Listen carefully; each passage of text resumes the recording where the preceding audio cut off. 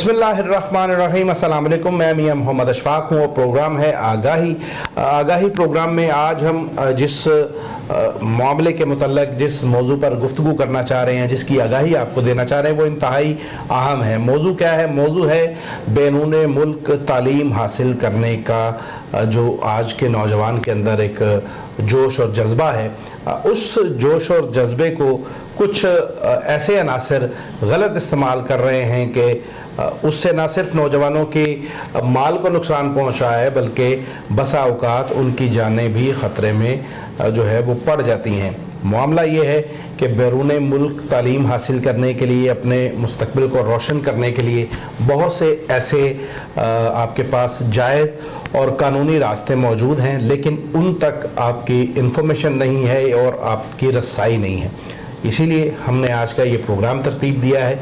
इस प्रोग्राम में दो अहम शख्सियात हमारे साथ वीडियो लिंक पर ताहिर साहब होंगे, ऑस्ट्रेलिया से West Melbourne Institute of Technologies के ये ऑनर हैं, और उनके साथ हमारे साथ होंगे CEO ग्लोबल कंसल्टेंट सियालकोट से इनका ताल्लुक़ है।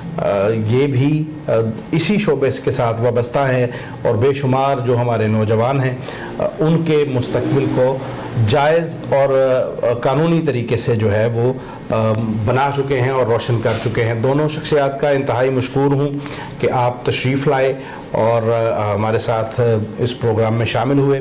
ताहिर साहब, गुफ्तगू का आगाज़ आपसे करना चाहूँगा। ये बताइएगा कि आपका जो कॉलेज है WMIT, ये आपने इदारा कब बनाया और कितना अर्सा हो चुका है इसको काम करते हुए?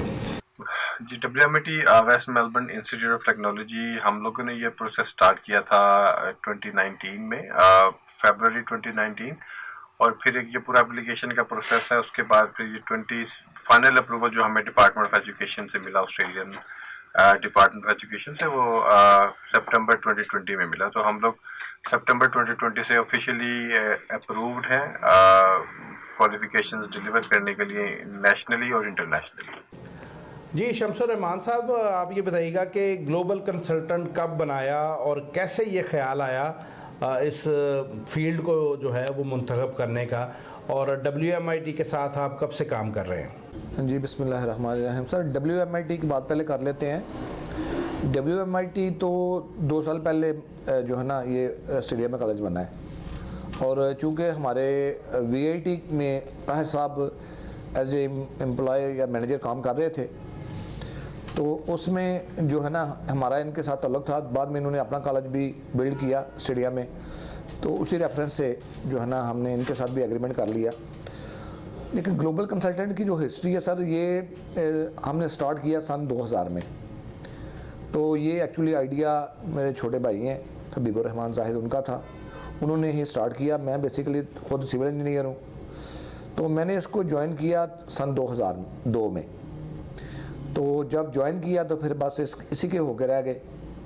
तो उसके बाद अल्हम्दुलिल्लाह आज हज़ारों स्टूडेंट्स जो है ना, हज़ारों वर्कर्स अपना बाहर लोग अपना रोज़गार जो है वो बना रहे हैं। ताहिर साहब, बताइएगा कौन कौन से कोर्सेज़ आपके इंस्टीट्यूट में जो है वो किए जा रहे हैं, ताकि बच्चों को ये बेसिक इन्फॉर्मेशन हो। अगर कोई आपके पास आने का ख्वाहिशमंद हो तो उसे ये बेसिक इन्फॉर्मेशन ज़ाहिर है उसकी ज़रूरत होगी, तो कौन कौन से कोर्सेज़ आप करवा रहे हैं?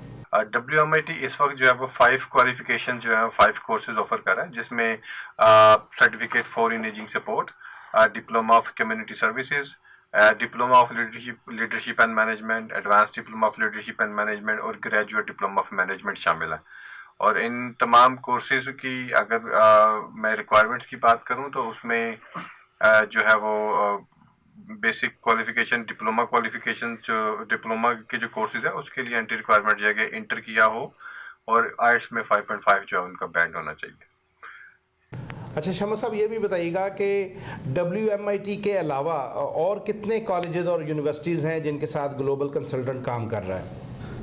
हंड्रेड्स जी, in different countries of the world. Australia में हमारे पास कमो बेश जो है एरिया के हिसाब से तकरीबन 20 यूनिवर्सिटीज़ और कॉलेजेस हैं, मोर दैन 20 हैं। तो इसी तरह UK में हमारे पास अराउंड अबाउट 50 यूनिवर्सिटीज़ और कॉलेजेस हैं, और कनाडा में हमारे पास इसी तरह। तो पूरी दुनिया के ग्लोबल कंसल्टेंट वाहद अदारा है पाकिस्तान के अंदर जिसके पास मल्टीपल ऑप्शंस हैं, और आप कोई भी स्टूडेंट दुनिया में कहीं भी स्टडी करने के लिए जो डेस्टिनेशन फेमस है वहाँ पर जाना चाहता है, तो मेरी आपसे रिक्वेस्ट है कि एक दफ़ा ग्लोबल कंसल्टेंट का विज़िट ज़रूर करें। उसके बाद आपकी मर्ज़ी है, आप जहाँ से मर्ज़ी काम करवाएं, लेकिन एक दफ़ा आप हमें मौका ज़रूर दें, इन्फॉर्मेशन ज़रूर लें। हमारी information fully free of cost है, हम कोई चार्ज नहीं करते इन्फॉर्मेशन के लिए। अच्छा ताहिर साहब, ये बताइएगा कि इंटरमीडिएट में कितने मार्क्स होने चाहिए ताकि बच्चे जो है वो बआसानी उनके लिए जो है वो इंस्टीट्यूट में दाखिला जो है वो मुमकिन हो सकेगा? देखिए, इंटर में हम लोग तो ये कोशिश करते हैं कि 50% मार्क्स वाले स्टूडेंट्स एक्सेप्ट करें, लेकिन हमारे पास कुछ एक्सेप्शंस होती हैं जिसमें स्टूडेंट्स के जो नंबर हैं वो 50% से कम है due to some reasons, but उनके मैट्रिक में जो मार्क्स हैं वो अच्छे होते हैं। तो हमारे पास ऐसी भी एक सिचुएशन है जिसमें हम एक स्टूडेंट है जिसके मार्क्स 37% है इंटरमीडिएट में, लेकिन उसके मैट्रिक में 80% थे, तो हम लोगों ने उसको एक्सेप्ट किया और उस स्टूडेंट का वीज़ा भी आ गया, वो स्टूडेंट यहीं पे वीज़ा वाला का था। तो 50% रिक्वायरमेंट तो है, लेकिन अगर कम है तो उसका ये मतलब नहीं कि आप आ नहीं सकते। आप केस बाय केस बेसिस पे हमसे डिस्कस करें, क्योंकि आप खुद डिस्कस करें, ग्लोबल कंसल्टेंट वालों से डिस्कस करें, तो हम लोग जो है वो ये आपको बेहतर जो है वो गाइड कर सकेंगे एलिजिबिलिटी बनती है या नहीं। अच्छा शमस साहब, ऑस्ट्रेलिया के अलावा और कौन कौन सी जो कंट्रीज़ हैं, कौन कौन से ममालिक हैं जहाँ के लिए आप बच्चों को जो है वो फैसिलिटेट कर रहे हैं एजुकेशन के लिए?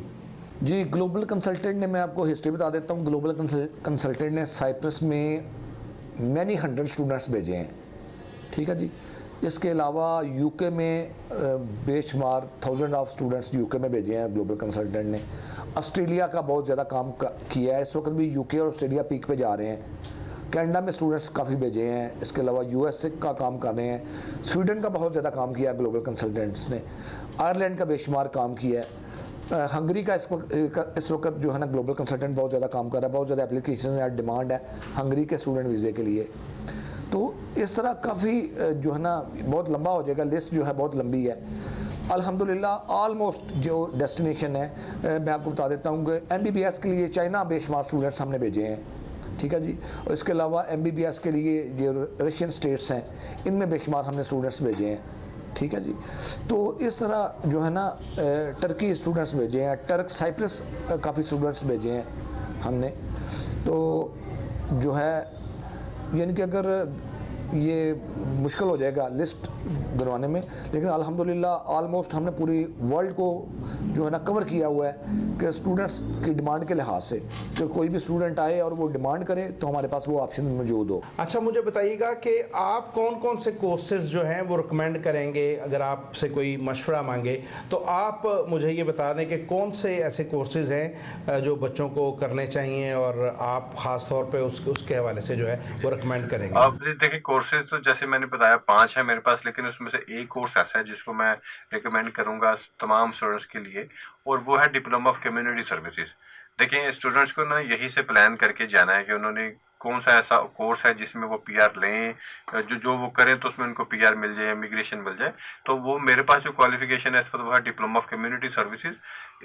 इसका बेनिफिट ये है कि स्टूडेंट जो है वो 2 इयर्स का ये डिप्लोमा करेगा, ठीक है, और 2 इयर्स का डिप्लोमा करने के बाद 2 इयर्स का जो है उनको वर्क वीज़ा कह लें, वो बेसिकली ग्रेजुएट वीज़ा होता है कि जो भी स्टूडेंट 2 इयर्स की क्वालिफिकेशन कंप्लीट करता है उसको 2 इयर्स का वीज़ा मिलता है विद फुल वर्किंग राइट्स। तो वो वीज़ा मिलेगा 2 साल का, और उस वीज़े के अंदर उनको सिर्फ 1 साल का वर्क एक्सपीरियंस लेना है एज ए सोशल वर्कर। जैसे ही वो एक्सपीरियंस कंप्लीट करेंगे तो वो as a social worker immigration लेने के लिए एलिजिबल हो जाते हैं। तो डिप्लोमा ऑफ कम्युनिटी सर्विसेज जो है वो रिकमेंडेड कोर्स है तमाम स्टूडेंट्स के लिए। ऑप्शंस हैं हमारे पास, अगर नहीं भी किसी ने इमिग्रेशन लेनी तो उसके बाद वो फर्दर स्टडी भी कर सकता है, लेकिन इमिग्रेशन क्योंकि प्राइमरी ऑब्जेक्टिव है तो इमिग्रेशन के लिए डिप्लोमा ऑफ कम्युनिटी सर्विसेज ही बेहतर कोर्स है। अच्छा शमस साहब, ये एक बड़ा अहम सवाल है मेरे नाजरीन के लिए भी और ज़ाहिर है मेरे लिए भी कि कितनी बेसिक क्वालिफ़िकेशन ऑस्ट्रेलिया के लिए जो है वो दरकार होती है, कितनी जो मिनिमम या मैक्सिमम आप जो कह रहे हैं एजुकेशन होनी चाहिए, क्वालिफ़िकेशन होनी चाहिए, तब आप बआसानी ऑस्ट्रेलिया का वीज़ा अप्लाई कर सकते हैं? जी, ऑस्ट्रेलिया के लिए सर मिनिमम तो मैट्रिक भी हो, तो अगर फ्रेश मैट्रिक स्टूडेंट ने किया है और उसके 60% 50% टू 60% मार्क्स हैं तो he can apply for student visa for Australia. तो अगर यूके के लिए भी यही सेम पोजीशन है कि अगर आपके 60% मार्क्स हैं और you want to go to Australia, then you can get admission and you can go to Australia for study. तो इसके अलावा साइप्रस है, वहाँ पर भी आप मैट्रिक पर जा सकते हैं स्टडी के लिए, ठीक है जी। लेकिन कुछ कंट्रीज़ हैं लाइक स्वीडन है या कनाडा है या यूएसए है, तो वहाँ पर मैट्रिक पे पॉसिबल नहीं है। इंटरमीडिएट मिनिमम क्वालिफिकेशन एक ऐसा आपके पास क्वालिफिकेशन है जिस पर आपके पास मल्टीपल ऑप्शंस हैं, यानी कि ऑल ऑप्शंस ओपन है आपके लिए, ठीक है। कोई भी ऐसा ऑप्शन नहीं है अगर आपके पास आपकी क्वालिफिकेशन इंटरमीडिएट है, आपके मार्क्स जो हैं वो रीज़नेबल हैं रिक्वायरमेंट के मुताबिक, क्योंकि डिफरेंट कंट्रीज़ के डिफरेंट रिक्वायरमेंट है, रिक्वायरमेंट के मुताबिक हैं, तो आप किसी भी कंट्री का वीज़ा अप्लाई कर सकते हैं, like Canada, USA, UK, Australia, ठीक है। जो जो आपके मार्क्स अच्छे होंगे आपको यूनिवर्सिटी स्कॉलरशिप भी ऑफ़र करती हैं और आपकी कॉस्ट भी नीचे जाना शुरू हो जाती है। आप कॉलेजेस में जाएं, लो कॉस्ट में जा सकते हैं, आप यूनिवर्सिटी में जाएं, हाई कॉस्ट में जाएंगे। तो इस तरह हर चीज़ अवेलेबल होती है, लेकिन मिनिमम क्वालिफिकेशन इंटरमीडिएट। उसके बाद जो जो आपकी क्वालिफिकेशन बैचलर है या मास्टर आपने किया हुआ है, तो no problem, you can go to anywhere, ठीक है जी। तो मैं कहता हूँ कि इंटरमीडिएट जो क्वालिफिकेशन है वो ठीक बिल्कुल राइट है। एक तो स्टूडेंट थोड़ा सा मैच्योर हो जाता है, मैट्रिक थोड़ा सा टू अर्ली है, लेकिन अगर कोई चाहे तो हम अवेलेबल हैं। लेकिन इंटरमीडिएट तक स्टूडेंट भी थोड़ा सा मैच्योर हो जाता है, उसको ऊंच नीच का पता चलना शुरू हो जाता है और उसके लिए ईजी होता है कि जाके परदेश इतना आसान नहीं होता, जो मर्ज़ी भी हो जाए परदेश को आप चाहे ऑस्ट्रेलिया हो चाहे यूके हो, एक स्टूडेंट के लिए इतना आसान नहीं है, मैं आपको ऑनेस्टली बता दूं। क्योंकि वहाँ पर जाकर स्टूडेंट ने क्या करना होता है, उसने यूनिवर्सिटी कॉलेज भी जाना होता है, क्लासेस भी लेनी होती हैं, उसने अपना नाश्ता भी खुद बनाना होता है मोस्टली, उसने लंच भी अपना बनाना है, उसने अपना डिनर भी बनाना है, उसने अपने कपड़े भी वॉश करने हैं या करवाने हैं, उसने जॉब भी पार्ट टाइम जॉब भी करनी है। तो इट्स नॉट ईजी जॉब, ठीक है। तो इस लिहाज से मैं कहता हूँ कि बंदा थोड़ा सा मेच्योर हो तो फिर जाकर वो स्टडी के लिए जाए, ये कंफर्टेबल, पेरेंट्स भी कंफर्टेबल रहेंगे और स्टूडेंट भी जाकर कंफर्टेबल रहेगा। अच्छा ताहिर साहब, ये बताइएगा डिप्लोमा ऑफ कम्युनिटी सर्विसेज की जो ट्यूशन फ़ीस है वो कितनी है, ताकि बच्चों को, मतलब ज़ाहिर है किसी ने बैरून मुल्क एजुकेशन हासिल करनी है तो उसको अपने अखराजात के मुतालिक खासी इंफॉर्मेशन दरकार होती है। तो ये बता दें कि इस courses diploma of community services का जो कोर्स है इसकी ट्यूशन फ़ीस कितनी होगी? डिप्लोमा ऑफ कम्युनिटी सर्विसेज जो है ये 2 इयर्स की क्वालिफिकेशन है और इसकी जो फीस है वो 2 इयर्स की वो $25,000 है, including application fee. Application fee 250 है, उसको इंक्लूड करेंगे तो 25,000 का टोटल बनेगा। तो ये 2 इयर्स की फ़ी है। अब इमेजिन करें, अब इसको अगर कंपेयर करेंगे किसी भी यूनिवर्सिटी की फ़ीस के साथ, तो यूनिवर्सिटी की जो फ़ीस है वो 1 साल की ही तकरीबन $30,000, 28 से $30,000 जो है वो, बल्कि 28 से $36,000 जो है 1 साल की फ़ीस बनती है। तो इसकी जो फीस है 2 साल की वो $25,000 है, ठीक है। और स्टूडेंट ने आने के लिए, ऑस्ट्रेलिया आने के लिए जो इनिशियल डिपॉजिट देना है वो 6 मंथ्स का देना है। तो 6 मंथ्स का जो डिपॉजिट है उसमें ओवरसीज हेल्थ कवर मिला के अप्रोक्सीमेटली जो फीस बनेगी वो 7,500 जो है वो इसकी फीस बनेगी डिप्लोमा ऑफ कम्युनिटी सर्विसेज की, जो एक as a initial deposit student ने पे कर दें। अच्छा, यूके और यूएसए और कनाडा के बारे में भी कुछ थोड़ी सी इन्फॉर्मेशन हमें चाहिए कि कितना आसान है इन ममालिक में भी जाना, थोड़ी सी हमें इस पर मालूमात फराहम करें ताकि दूसरे ममालिक में जाने वाले जो बच्चे हैं वो भी इससे फ़ायदा उठा सकें। जी, यूके स्टूडेंट जा सकता है जी, बिल्कुल इजी है। इस वक्त यूके की पॉलिसी बड़ी ज़बरदस्त चल रही है। इस वक्त मैं आपको कोई 10-15 वीज़े जो लेटेस्ट हमारे आए हैं वो भी आपको दे देता हूँ। आप जो है वो नाजरीन को, देखने वालों को दिखा दें कि अल्हम्दुलिल्लाह ग्लोबल कंसल्टेंट किस कामयाबी के साथ काम कर रहा है। तो ये जो है जी, इस वक्त यूके का वीज़ा ऑलमोस्ट 100% है, ठीक है। पॉलिसीज़ ज़रूर जो है ना वो होती हैं कंट्रीज़ की वीज़ा देने के लिहाज से। तो यूके 100% ऑलमोस्ट वीज़ा दे रहा है इस वक्त। अगर कोई स्टूडेंट यूके जाना चाहता है तो इससे ज़बरदस्त अपॉर्चुनिटी नहीं आपको मिलेगी, इससे ज़बरदस्त टाइम नहीं मिलेगा आपको, ठीक है जी। 4-5 साल तक स्टडी गैप जो है एक्सेप्टेबल है, जो कि ऑस्ट्रेलिया या कनाडा या यूएसए में इस तरह की अपॉर्चुनिटी आपको नहीं मिल सकती, तो यूके में 5 साल तक आपका स्टडी गैप है, आपकी क्वालिफिकेशन मैट्रिक है मिनिमम, और आपके 60% मार्क्स हैं, you can go to UK. अगर इंटरमीडिएट है और इंटरमीडिएट में मार्क्स आपके कम में है, लेकिन उसके लिए भी मैट्रिक में मार्क्स जो है ना 60% होने चाहिए। तो यूके इस वक्त बहुत ज़बरदस्त है जी, बहुत ज़बरदस्त रेशो है वीज़े के लिहाज से। कनाडा के लिए आपके मार्क्स जो हैं वो मोर देन 60% हों, 1 साल से ज़्यादा स्टडी गैप नहीं होना चाहिए। आपका IELTS minimum 6 band in each module, 4 module हैं, उन चारों में मिनिमम 6 बैंड होना चाहिए, ऑल ओवर भी मिनिमम 6। तो इस तरह यूएसए में भी तकरीबन सेम सिचुएशन है, 50% से ज़्यादा मार्क्स होने चाहिए, आपका 6.5 बैंड आईएलटीएस होना चाहिए, ठीक है जी। तो और उसके लिए आपके साथ एक हैवी बैंक स्टेटमेंट भी चाहिए होती है, स्पेशली यूएसए के लिए। तो वीज़ा यूएसए की वो परसेंटेज नहीं है अगर आप कंपेयर टू यूके, लेकिन यूएसए भी वीज़ा दे रहा है। कनाडा अल्हम्दुलिल्लाह अगर बच्चे की प्रोफाइल अच्छी है तो कनाडा वीज़ा दे रहा है, ठीक है जी। लेकिन ब्रिलियंट प्रोफाइल पे, लो प्रोफाइल पे आप शायद यूके का वीज़ा तो ले लें, लेकिन कनाडा का वीज़ा नहीं मिलेगा आपको, और यूएसए का वीज़ा नहीं मिलेगा। अच्छा, मुझे ये भी बताइएगा कि मतलब वीज़ा प्रोसेस में कितना वक्त लग सकता है? मतलब कोई बच्चा अगर आज अप्लाई करता है तो मैक्सिमम कितने दिन, कितने हफ्ते या कितने महीने लग सकते हैं? वीज़ा प्रोसेसिंग में ना क्योंकि जैसे आपको पता है कि ऑस्ट्रेलियन बॉर्डर बंद रहे तो 2 साल तक वीज़ास तो लगते रहे, एप्लीकेशन भी प्रोसेस होती रही, लेकिन 2021 में तकरीबन 6 to 8 मंथ्स का पीरियड ऐसा था जब इन्होंने वीज़ा प्रोसेसिंग ऑस्ट्रेलियन गवर्नमेंट ने बंद कर दी। तो जिसकी वजह से बैकलॉग काफ़ी था, कई स्टूडेंट्स ऐसे हैं जो 8 महीने से वेट कर रहे थे, कि 9 महीने से वेट कर रहे थे। लेकिन जैसे ही बॉर्डर खोलने का अनाउंस हुआ, 1 नवंबर से इन लोगों ने वीज़ा प्रोसेसिंग फास्ट कर दी। तो आजकल जो 75% वीज़ाज हैं कॉलेजेस के, जिसमें WMIT भी शामिल है, वो 52 डेज के अंदर अंदर वीज़ा प्रोसेसिंग कंप्लीट कर देते हैं, और 52 डेज के अंदर उनको फाइनल डिसीजन आ जाता है। अच्छा शामिल साहब, ये भी बड़ा जो अहम सवाल है और ख़्याल सबसे पहले उभरता है, क्योंकि लोग वक्त कम होता है और लोग ज़ाहिर है जल्दी में होते हैं। तो असल इंफॉर्मेशन मुझे ये चाहिए कि वीज़ा प्रोसेस में कितना वक्त लगता है यूके के लिए या दीगर ममालिक के लिए? जी, यूके के लिए अगर एक नया स्टूडेंट आता है और आकर हमें जो है ना उसकी फ़ाइल कंप्लीट है, हमें फ़ाइल देता है, तो आप कह सकते हैं कि विद इन 1 मंथ ही will be travel to UK. 1 month maximum जो है ना एडमिशन करवाना, बच्चे का इंटरव्यू करवाना, केस मंगवाना, उसके बाद उसका जो है केस जो है फाइल उसकी जो है ना वो एम्बेसी के अंदर सबमिट करना, इसमें टोटल प्रोसेस जो है 1 महीने का लगता है तकरीबन।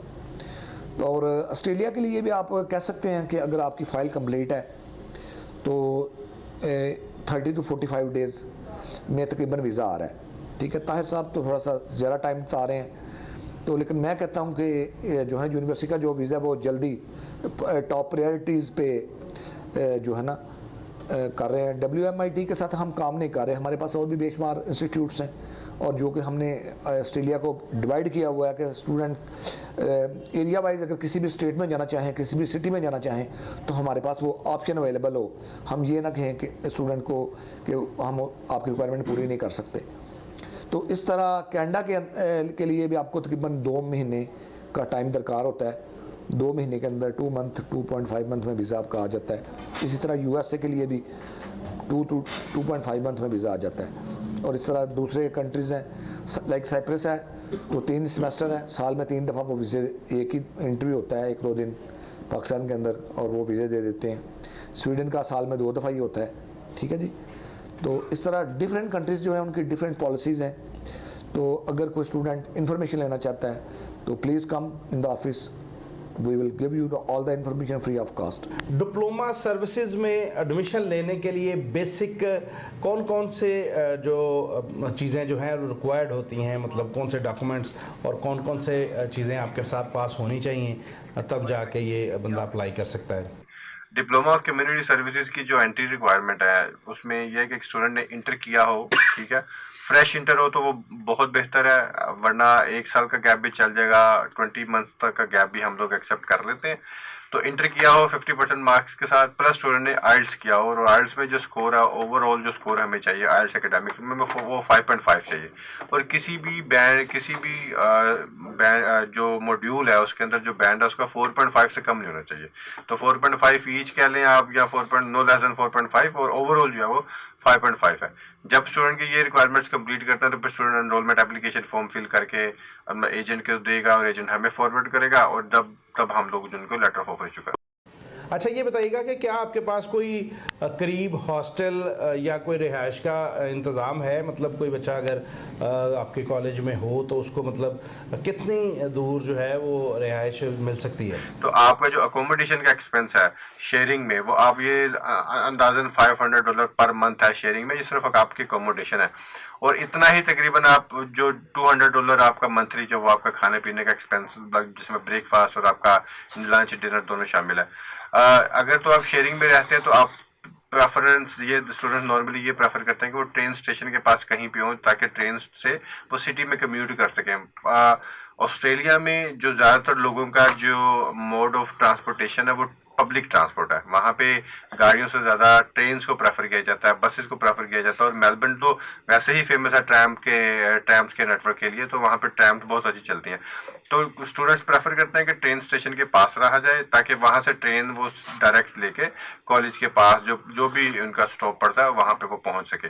और इस वजह से क्योंकि ट्रेन स्टॉप्स के पास होने की वजह से कोई डिस्टेंस की कैद रहती नहीं, तो नॉर्मल है वहाँ पे कि स्टूडेंट जो वो 30-35 किलोमीटर फासले पे नॉर्मली स्टूडेंट्स रहते हैं, क्योंकि जो सस्ती अकोमोडेशन उनको मिलेगी वो 30-35 किलोमीटर के रेडियस के अंदर ही उनको मिलेगी।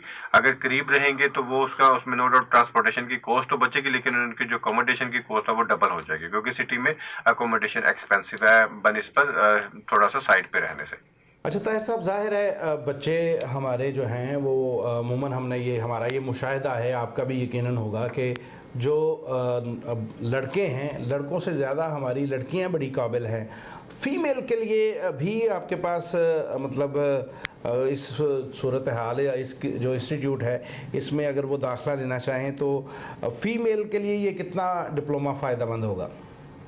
इसमें ना मैं एक चीज़ यहाँ पे बताना चाहूँगा कि ऑस्ट्रेलिया के अंदर जो डिमांडिंग फील्ड है ना वो हेल्थ एंड कम्युनिटी सेक्टर की है। और ये जो डिप्लोमा ऑफ कम्युनिटी सर्विसेज है ना, ये कम्युनिटी सेक्टर से रिलेटेड है। और इसमें ज़्यादातर जो लोग मतलब अगर मैं रेशो को कंपेयर करूँ मेल और फीमेल की, तो फीमेल इसमें जो है ना वो 60% है, 65% है, और मेल जो वो 35% है। तो फीमेल्स के लिए तो ख़ास तौर पे, क्योंकि फीमेल्स ऑलरेडी ज़्यादा हैं इनके अंदर, वो कुदरत ने उनका दिल नरम किया है कि वो लोगों की वो हमदर्द होती हैं, लोगों के लिए काम करते हैं। तो ऐसे ही लोग वहाँ पे चाहिए जो हमदर्द हैं, जो लोगों को हेल्प कर सकते हैं, सपोर्ट कर सकते हैं। तो फीमेल्स के लिए तो ये कोर्स बहुत ही ज़्यादा अच्छा है, क्योंकि जैसे मैंने शायद पहले जिक्र किया कि अगर वहाँ पे जो कम्युनिटी सेक्टर है वो एक पब्लिक जो गवर्नमेंट है वो उसको फंड करती है। ऑस्ट्रेलिया में एक NDIS के नाम से एजेंसी है, national disability insurance scheme agency. ये गवर्नमेंट की एजेंसी है जो फंडेड है। ये ऐसे ही ऑर्गेनाइजेशंस को फंड्स प्रोवाइड करती है जो डिसेबल्ड लोग जो हैं, जो डिसएडवांटेज लोग हैं, या जो मेंटली डिसेबल हैं या फिजिकली डिसेबल हैं, उनको सपोर्ट प्रोवाइड करती है। ठीक है, और उनको सपोर्ट प्रोवाइड करने के फंड प्रोवाइड करती है। तो इन कंपनीज में जो लुक आफ्टर करता है इन केस मैनेजर्स को, जो उनको सर्विसेज प्रोवाइड करते हैं, वो ज़्यादातर उसमें जो वो लेडीज़ जो वो इन कामों को परफॉर्म देते हैं। तो लेडीज़ के पॉइंट ऑफ व्यू से ये प्रोग्राम बहुत अच्छा है, क्योंकि उनको जो है इसमें एक तो इमिग्रेशन मिलेगी, प्लस उनके जॉब के जो प्रोस्पेक्ट हैं वो बहुत अच्छे हैं। मैं एक बात मुझे शायद पाकिस्तान में, मैं पाकिस्तानी हूँ, पाकिस्तान में रहा भी हूँ, लेकिन मुझे पाकिस्तान में डाउट है कि अगर 12 बजे के बाद कोई भी जो औरत है या कोई लेडीज़ अगर वो सड़क पे पैदल चल रही है तो मे बी उसको थोड़ा थ्रेट हो या वो सेफ फील ना करे। लेकिन ऑस्ट्रेलिया में अगर रात को 1 बजे भी या 2 बजे भी किसको ट्रैवल करना पड़ता है, किसी खवातीन को सेपरेटली, तो वो विद सेफली जो है ना वो सेफ्टी के साथ वो कर सकता है। एक सेफ कंट्री है। और दूसरा वहाँ पे राइट्स बहुत ज़्यादा हैं। अगर किसी भी फीमेल की कंप्लेंट, कोई भी फीमेल कंप्लेंट कर दे मेल के अगेंस्ट किसी भी चीज़ पे, तो उस पर वेरी स्ट्रिक्ट पनिशमेंट जो है वो मेल को मिलती है। ठीक है, क्योंकि उसमें राइट्स ज़्यादा हैं, खवातीन को ज़्यादा प्रेफर किया जाता है और उनकी बात सुनी जाती है। तो बिल्कुल मैं कहता हूँ पेरेंट्स को इस मामले में बिल्कुल परेशान होने की ज़रूरत नहीं है कि मैं कहता हूँ ऑस्ट्रेलिया से सेफ कंट्री उनके लिए इस दुनिया में कोई नहीं है। ठीक है, तो आप बिना झिझक होके लड़कियों को भेजें और वहाँ पे अकोमोडेशन का भी मामला उनके लिए बड़ा इजी है कि वहाँ पे पाकिस्तानी फैमिलीज हैं जिनके साथ शेयरिंग पे ये लोग रह सकते हैं, और गर्ल्स हॉस्टल्स अवेलेबल है जहाँ पे जो लेडीज जो फीमेल स्टूडेंट्स है वहाँ पे गर्ल्स हॉस्टल में भी रह सकते हैं। वीज़ा प्रोसेसिंग में ना क्योंकि जैसे आपको पता है कि ऑस्ट्रेलियन बॉर्डर बंद रहे तो 2 साल तक वीज़ास तो लगते रहे, एप्लीकेशन भी प्रोसेस होती रही, लेकिन 2021 में तकरीबन 6 to 8 मंथ्स का पीरियड ऐसा था जब इन्होंने वीज़ा प्रोसेसिंग ऑस्ट्रेलियन गवर्नमेंट ने बंद कर दी, तो जिसकी वजह से बैकलॉग काफ़ी था। कई स्टूडेंट्स ऐसे हैं जो 8 महीने से वेट कर रहे थे कि 9 महीने से वेट कर रहे थे, लेकिन जैसे ही बॉर्डर खोलने का अनाउंस हुआ नवंबर से ही 1 नवंबर से इन लोगों ने वीज़ा प्रोसेसिंग फास्ट कर दी। तो आजकल जो 75% वीज़ाज हैं कॉलेजेस के जिसमें WMIT भी शामिल है, वो 52 डेज के अंदर अंदर वीज़ा प्रोसेसिंग कंप्लीट कर देते हैं और 52 डेज के अंदर उनको फाइनल डिसीजन आ जाता है। देखिए, मेरा एक मैसेज जो है वो स्टूडेंट्स के लिए है, वो मैं क्योंकि पाकिस्तान में आया हूँ, पाकिस्तान में मैंने विजिट किया है, बहुत सारे स्टूडेंट्स मुझे पता चला एजेंट्स हैं जो कि शॉर्टकट ढूंढते हैं। यकीन माने, अगर आपने अपनी ज़िंदगी में कुछ बनना है तो किसी भी किस्म के शॉर्टकट का सहारा ना लें। शॉर्टकट आपको कहीं पे भी लेके नहीं जाएगा, शॉर्टकट आपको हमेशा डुबोएगा। मैं कितनी ही एग्जांपल्स ऐसे आपको दे सकता हूँ ऑस्ट्रेलिया के अंदर कि स्टूडेंट्स जो वहाँ पे गए स्टूडेंट वीज़े पे, फिर वहाँ पे शॉर्टकट ढूंढने के चक्करों में वो एक कोर्स से दूसरे कोर्स में स्विच किया, एक कॉलेज से दूसरे में गए, दूसरे से तीसरे में गए, और वो अभी तक स्विच ही कर रहे हैं। अब वो 8 से 10 साल का अरसा वो वहाँ पे गुजार चुके और इस अरसे के दौरान वो कुछ भी नहीं कर सके, वो अभी तक स्टूडेंट वीज़े के ऊपर ही है। तो आपने जब भी यहाँ से जाना है अपनी डायरेक्शन सेट करके जाना है और किसी की बातों में आए बगैर जो कोर्स आपने जिस कोर्स में आपने एनरोलमेंट की है उसी कोर्स को कंप्लीट करें। कॉलेजेस में जाएं या यूनिवर्सिटी में, जिन यूनिवर्सिटीज में भी आप एनरोलमेंट है उनको स्विच ना करें। उनको स्विच करने का नुकसान आपका ये है कि एक तो आपके वीज़ा की लेंथ के ऊपर इफेक्ट होता है कि वीज़ा आपका कोर्स की ड्यूरेशन बढ़ जाएगी, वीज़ा की ड्यूरेशन कम हो जाएगी, और आप जब एक्सटेंशन अप्लाई करेंगे तब आपको उसमें चैलेंजेस फेस करने पड़ेंगे। तो यहाँ से प्लान करके जाएं, फोकस्ड रहें, लोगों की बातों में ना आए, ठीक है। जो जिस कोर्स में आपने एनरोलमेंट की है उस कोर्स के अंदर ही आप जो है वो उसी को कंप्लीट करें, कोर्स चेंज ना करें, कॉलेज चेंज ना करें, और कोई शॉर्टकट ना ढूंढें। आइल्स लाजमी करें क्योंकि आइल्स जो वो मैंडेटरी है। आइल्स के बगैर आइल्स जो है ना वो आपको वहाँ पे वैसे भी आइल्स की प्रिपरेशन करने से आपको खुद भी प्रैक्टिस होगी ना वहाँ पे, अगर आपने जाके कम्युनिकेशन करनी है तो किस तरीके से करेंगे। तो ये मेरा छोटा सा मैसेज था कि शॉर्टकट ना ढूंढें और फोकस्ड रहें, लोगों की बातों में आए बगैर जिस कोर्स में आपने एनरोल हुए उसी कोर्स को कंप्लीट करें, तो डेफिनेटली आप जो है वो जल्द ही जो है ना वो PR वाले पाथवे के ऊपर या कंप्लीट सक्सेसफुल जो भी करियर आपने चूज किया उस करियर को आप लाजमी अचीव करें। शमस साहब, बच्चियों के हवाले से जैसे मैंने पहले अर्ज़ की कि बच्चियों को एजुकेशन के शोबे में ज़ाहिर है वो बच्चों से ज़्यादा काबिलियत भी रखती हैं और हर शोबे में ही बेटियां हमारी बड़ी लायक हैं, लेकिन बहरहाल एजुकेशन के शोबे में अगर बच्चियां भी ऑस्ट्रेलिया या दीगर ममालिक जाना चाहें तो कितनी सिक्योर हैं ये? जी मैं आपको बताता हूँ कि जो कि मैं ख़ुद भी फॉरेन स्टडी की हुई है UK में, और UK और ऑस्ट्रेलिया के जो लॉज हैं वो ऑलमोस्ट तकरीबन सेम है। तो मैं आपको बताऊं कि सूरत हाल ये है कि वहाँ पर अगर कोई फ़ीमेल जाके पुलिस में ये कंप्लेन कर दे कि लाइक किसी ने उसकी तरफ देखा है, गौर से स्नोरिंग की है, तो उसकी 6 मंथ पनिशमेंट है, कोई बेल नहीं है। अब और वहाँ पर कानून है, वहाँ पर ये पाकिस्तान नहीं है यहाँ पर के ला कानूनियत हो। अब जो है ना पैसे वाले के लिए, बंदे अमीर के लिए यहाँ पर कोई कानून नहीं है। जो कानून है ये गरीबों के लिए है, वहाँ पर सब के लिए इक्वल लॉ है। और मैं आपको अब ये बता दूँ कि 1000 टाइम जो है ना ज़्यादा सिक्योर है फ़ीमेल फ्राम पाकिस्तान से, वहाँ पर ऑस्ट्रेलिया में या UK में 1000 टाइम ज़्यादा सिक्योर है वहाँ पर फ़ीमेल। तो कोई प्रॉब्लम नहीं है कि वहाँ पर सिक्योरिटी का कोई इशू नहीं है, बिल्कुल जी। शमस साहब, मुझे ये बताएं कि इस वक्त सबसे आसानी के साथ किस मुल्क का वीज़ा लग सकता है और किसकी पॉलिसी थोड़ी कदरे नरम है? जी मैं आपको ये बता दूँ थोड़ा सा कि इवन कोविड के होने की वजह से, जब से ये हमारी गवर्नमेंट आई है, 2018 से पहले कोई जो है ना जो 13 से 18 का पीरियड था, उसमें कोई भी मुल्क पाकिस्तानी स्टूडेंट्स को वीज़ा देने के लिए तैयार नहीं था, इंक्लूडिंग UK। तो क्योंकि मैं वेरी मच इसमें इन्वॉल्व हूँ इस फील्ड के अंदर, तो एक बड़ा बैड टाइम चला था 5 साल, कोई भी एम्बेसी वीज़ा देने के लिए तैयार नहीं थी। इतना बुरा इमेज था पाकिस्तान का आउट ऑफ कंट्री, उसको ये आप कह सकते हैं। लेकिन जो ही हमारी ये गवर्नमेंट आई पाकिस्तान के अंदर, तो जो भी हालात हैं, लेकिन आउट ऑफ कंट्री हमारा इतना ज़बरदस्त इमेज बना है और इतना इमेज डेवलप किया गया है कि कोई वीज़ा ऑलमोस्ट रिक्वायरमेंट को कोई भी स्टूडेंट अगर मीट करता है, तो मैं आपको बता देता हूँ कि 2018 से लेकर 2022 शुरू हो गया है।